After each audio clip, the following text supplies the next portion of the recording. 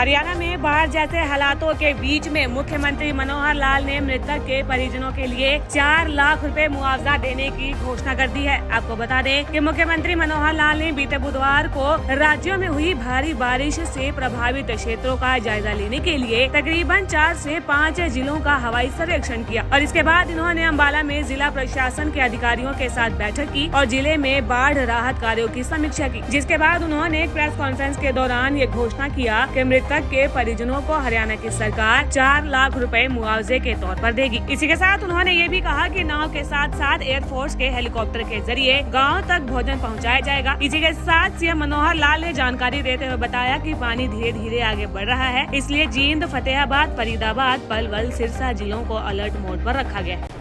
पिछले 4 दिन से जो वर्षा का प्रकोप बहुत अधिक मात्रा में हुआ और वर्षा केवल यहाँ हरियाणा में ही नहीं बल्कि जो पास के प्रदेश हैं, चाहे हमें हिमाचल प्रदेश से जो वहाँ वर्षा हुई, बादल फटा, वो पानी बहाव उसका आया तो उसका नुकसान हुआ है। उत्तराखंड का भी जो पानी है वो भी यमुना के माध्यम से काफ़ी लेवल यमुना का ऊंचा हो गया था।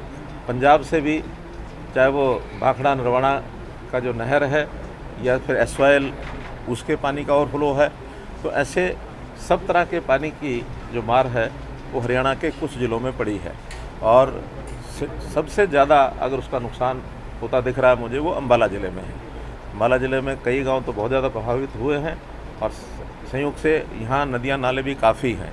यहाँ मारकंडा का भी असर है, यहाँ टांगरी का भी असर है, यहाँ घग्गर का भी असर है और यहाँ एसवाइल का असर भी है, यहाँ भाखड़ा और जो नरवाना नहर है उसका भी असर है। तो ऐसे सबका असर होने के बाद पानी का ओवरफ्लो भी हुआ है।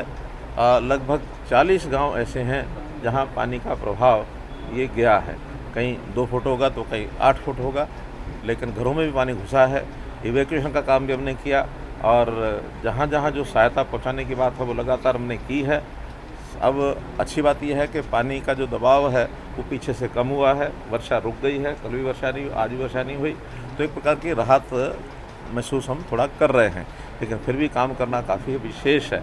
आज मैं अभी एरियल सर्वे करके आया हूँ जिसमें पानीपत ज़िले के कुछ गांव, करनाल ज़िले के इंद्री के आसपास के गांव और लाडवा से लेकर के और पूरा पेहवा तक, झांसा वगैरह, शाहबाद, इस एरिया में गांव अगर सबसे ज़्यादा प्रभावित हुए तो कुरुक्षेत्र ज़िले के हुए हैं। उसके बाद फिर अम्बाला ज़िले में भी जो हमारी हाईवे के साथ, नेशनल हाईवे के साथ जो बेल्ट है, नग्गल और अम्बाला शहर के गाँव, जितना भी उस समय में संभव हो पाया वो सब जगह होके आया हूँ। लेकिन ये नहीं कि इसके बाद और जगह पर नुकसान नहीं है।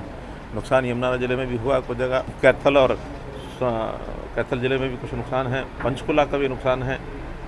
आगे भी सावधानी बरतने के लिए हमने कई ज़िले जो ऐसे पानी जहाँ अब आगे बढ़ रहा है, पानी की जो गति है वो यहाँ थोड़ा कम होना शुरू हुआ तो अगले स्थानों पर थोड़ा पानी बढ़ रहा है।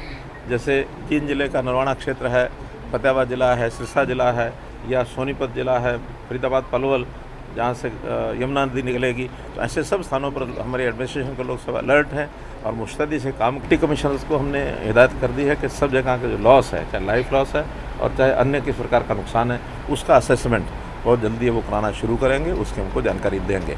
जहाँ तक लाइफ लॉस का विषय है, हमने तय किया कि 4 लाख रुपये प्रति व्यक्ति उसको सहायता ये दी जाएगी। और जहाँ तक मकानों का विषय है, उन मकानों के लिए जो मुरम्मत का पैसा हमारा 80,000 रुपया होता है डॉक्टर अम्बेडकर मकान नवीनीकरण का, वो जो तो गरीब परिवार हैं उसमें मिलेगा, जो अन्य परिवार हैं उनको अलग से डिज़ास्टर का जो हमारा फंड है, डिज़ास्टर मैनेजमेंट फंड, उसमें से उनको दिया जाएगा। और अन्य प्रकार के जितने भी लॉस जो असेसमेंट हो जाएगी पशुओं आदि की, वो सारी भी जानकारी उसके बाद जैसे पता लगेगा हम जानकारी देंगे। वर्तमान व्यवस्था में भोजन के पैकेट सबको पहुँचाए जा रहे हैं, पानी की जहाँ आवश्यकता है वहाँ पानी के टैंकर पहुँचाए जा रहे हैं, पशुओं के लिए चारा जहाँ जहाँ ज़िले स्वयं अपना कर पाएंगे वो खरीद करके उन गाँव में चारा भेजेंगे।